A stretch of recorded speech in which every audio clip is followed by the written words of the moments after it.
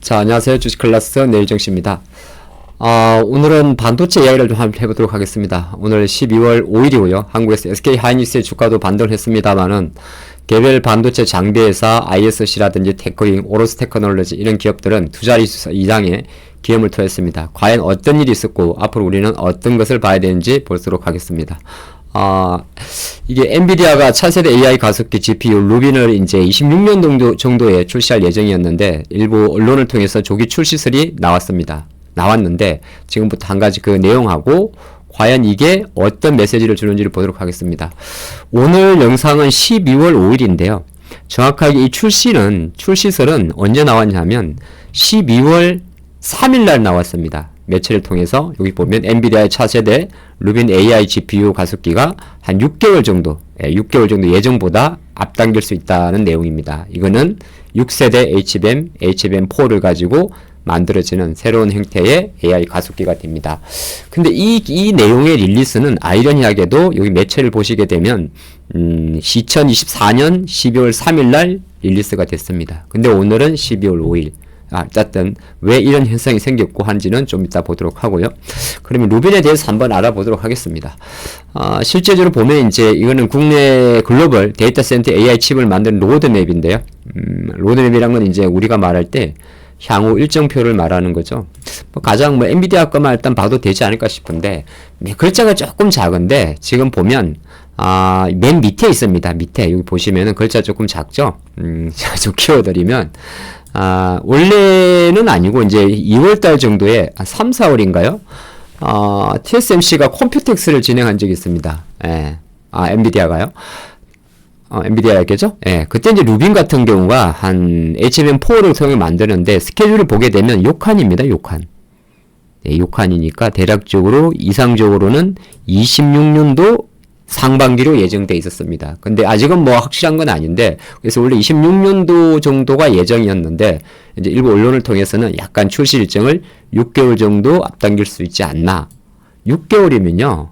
25년도 7월달을 말하는 거거든요. 예, 그런 관점에서 이제 충분히 루빈 또 이런 새로운 이제 AI 가속기가 만들어지게 되면 또 관련된 종목이라든지 장비 회사들이 주목을 받을 수가 있겠죠. 뭐 요 정도는 충분히 누구나 볼 수 있는 거고 또 만들어질지 안 될지 그다음에 지금 현재 모델 블랙웰 같은 경우도 발열 이슈가 있기 때문에 사실 하나의 시나리오지만은 뭐 완벽하게 결론이 난 건 아니겠죠.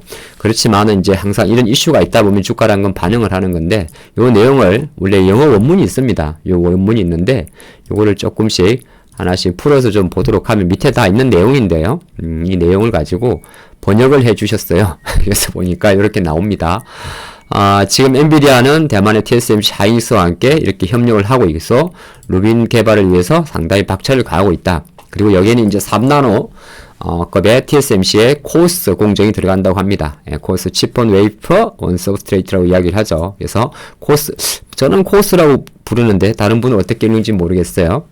그래서 패키징 기술을 활용할 계획이고 25년도 4분기까지 코스 생산 능력을 월 8만 장대로 확대할 예정이다. 그러니까 요 내용만 놓고 봤을 때는 패키징 쪽에서는 이 코스 공정이 들어가는 거고 TSMC를 주관으로 해서 뭐 내년도 한 4분기란 단어가 나왔으니까 최소한 내년 가을 정도면은 루빈을 우리가 어쩌면 볼 수도 있습니다. 예.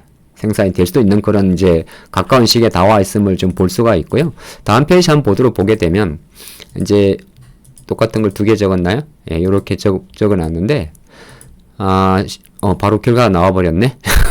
그렇습니다. 근데 종목을 보니까 이렇게 나와 있어요.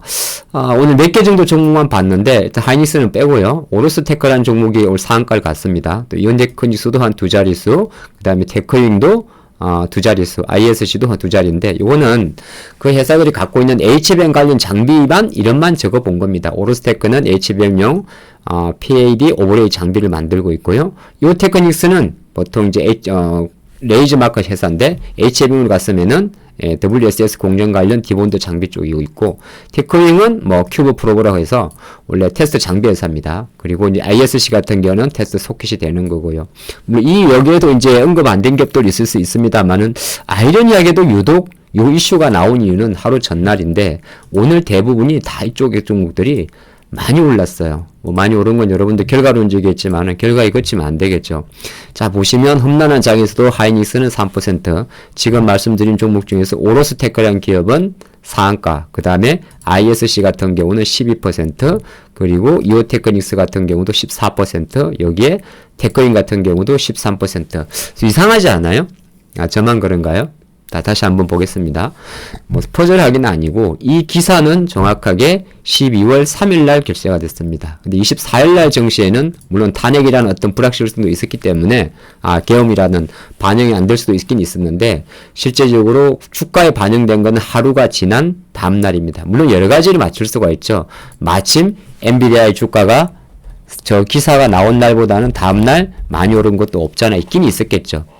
근데 제가 오늘 말씀드리고 싶은 거는 어떤 거냐면, 근데 아이러니하게 울맹울치인지 지금부터 수급을 하나 보면, 자, 이게 테크닉의 수급입니다. 연기금 47,000주입니다. 12월 5일자. 밑에는 뭐 생각보다 좀 많이 들어왔죠. 조금 더 퍼즐을 맞춰보겠습니다. 아까 간 종목에서 이오테크닉스. 예, 연기금 45,000주입니다.